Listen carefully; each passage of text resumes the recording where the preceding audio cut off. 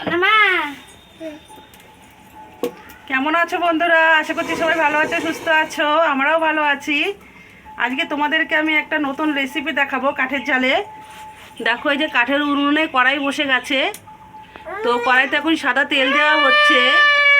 এটা হবে ঝরঝরা খিচুড়ি গোবিন্দভোগ চালের। এই দেখো, এখানটা চালটাকে ধুয়ে একদম একটা কাপড়ে করে শুকিয়ে নেওয়া হয়েছে। তারপরে পুরো রেসিপিটা তোমাদেরকে দেখাচ্ছি, দাঁড়াও। সরষের তেল আর সাদা তেল মিশিয়ে এইটা করা হবে। দেখো কি কি জিনিস রয়েছে। দেখো, প্রথমে তেলের মধ্যে তেজপাতা, শুকনো লঙ্কা আর গোটা গরম মশলা ফোড়ন দেওয়া হচ্ছে।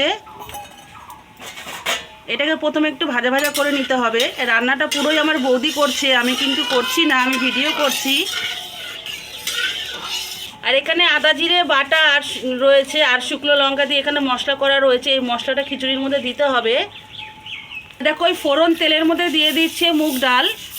একবারে ফোড়ন দিয়ে ডালটা ভেজে নেবে। দেখো, এই যে ডালটা ভাজা হচ্ছে।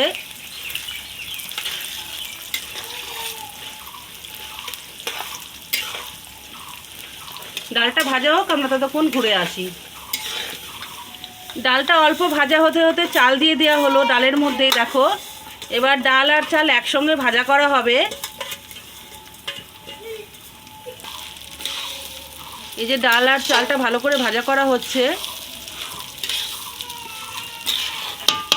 এখানে আছে 1 কিলো চাল আর হচ্ছে কি 300 গ্রাম ডাল দেওয়া হয়েছে।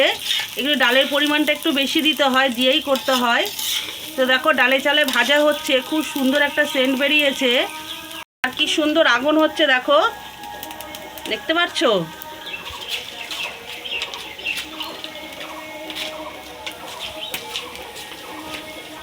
চালটা যত ভালো করে ভাজা হবে তত ভালো সেন্ট বেরোবে, আর খিচুড়িটা খেতেও তত বেশি টেস্টি হবে।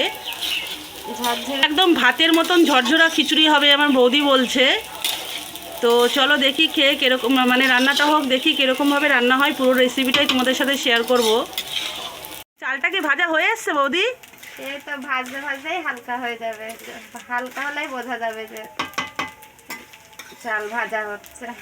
মানে চালটা ভাজতে থাকতে থাকতে যে চালটা হালকা হবে তখনই বোঝা যাবে যে হয়ে এসছে। ও, কোন ছোটোবেলায় খেয়েছি, এখন তো মানে বড় হয়ে স্বাদ পুরো ভুলেই গেছি। যাই হোক, তোমার কাছে এসে এবারটা নতুন করে আবার খাবো। তো রেসিপিটা হোক, ভাবছি কতক্ষণ হবে, কতক্ষণে খাওয়া যাবে। এখনও তাও কতক্ষণ লাগবে ভাজতে? এই তো হয়েই এসছে, হালকা হয়েই এসছে, তো ব্রাউন কালার আসবে। মানে আন্দাজে তো চালটা যতটা ভাজা হবে ভাতটা ততই ঝরঝরে হবে, ঠিক আছে? হালকা হয়ে গেছে ভাজতে ভাজতে বন্ধুরা, দেখুন। তাহলে এবার কি করতে হবে? এবার লবণ হলুদ মশলা দিয়ে আর একটু কষাবো। এই যে লবণ দিলাম, লবণটা স্বাদ অনুযায়ী দিতে হবে। লবণ হলুদ দিয়ে আবার ভাজতে হবে? হ্যাঁ, এই যে ভাজবো। মশলাটা দেব, আদা জিরে বাটা আর শুকনো লঙ্কা বাটা। যেহেতু আজকে আমরা নিরামিষ খাচ্ছি, পেঁয়াজ রসুন চলবে না। তাহলে এই কিছু থেকে পেঁয়াজ রসুনও দেওয়া যায়? পেঁয়াজ রসুন দেওয়া যায়। চিকেন ছোট ছোট করে কিমা করে কষিয়ে চিকেনও দেওয়া যায়, মাটন দেওয়া যায় এই খিচুড়ির মধ্যে। হ্যাঁ, তুমি এবার আসলে তোমাকে তাই খাওয়াবো। যেহেতু আজকে নিরামিষ খাওয়াতে পারছি না। বাহ, দারুণ একটা রেসিপি, শুনে নিয়েই তো মনে হচ্ছে সত্যি। আমার শাশুড়ি মা খুব সুন্দর রান্না করেন এই খিচুড়িটা। ও, মানে এটা তোমার শাশুড়ির হাতের রেসিপি, মানে আমার মামির হাতের রেসিপি আর কি, তাই তো? আমরা বাপের বাড়ি কোনোদিন খাইনি অবশ্য, আমার মা পারে না। এটা আমার শাশুড়ি মায়ের রান্না। বলো আবার। এই যে চালের আওয়াজও হচ্ছে, তাই তো, ঝনঝন ঝনঝন করে মুড়ির মতো হালকা হয়ে যাবে। এই যে মশলাটা দিয়ে দিলাম, এবার মশলাটা দিয়ে একটু কষাবো। একটু ঘি দিলাম, আবার নামানোর আগে একটুখানি ঘি দেবো।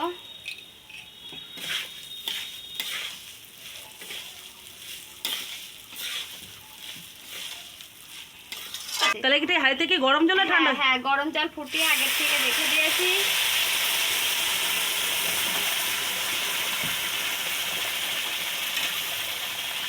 তাহলে কি খিচুড়িতে গরম জলই দিতে হবে না? হ্যাঁ, খিচুড়িতে গরম জলই দিতে হবে, জলটাই মেপে দিতে হবে বন্ধুরা।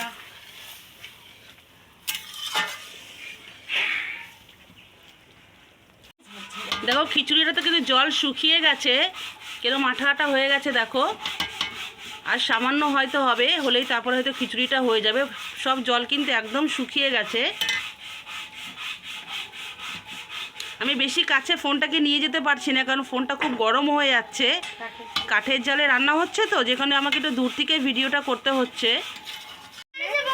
ঠান্ডা হলে আরো ঝরঝরে হয়ে যাবে। বৌদি, এই যে ঝরঝরে হয়ে গেছে বন্ধুরা, নামিয়ে দিলে ঠান্ডা হলে আরো ঝরঝরে হয়ে যাবে। দেখুন, তাহলে কি খিচুড়িটা পুরো কমপ্লিট হয়ে গেছে? খিচুড়িটা কমপ্লিট।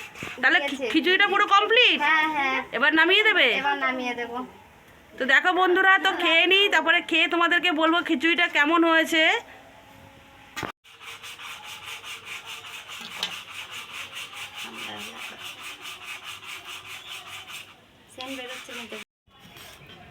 দেখো বন্ধুরা, এই যে ঝরঝরা খিচুড়ি রেডি একদম, আর সাথে আছে গরম গরম বেগুনি। তো চলো খেয়ে টেস্ট করে বলি তোমাদেরকে কেমন হয়েছে।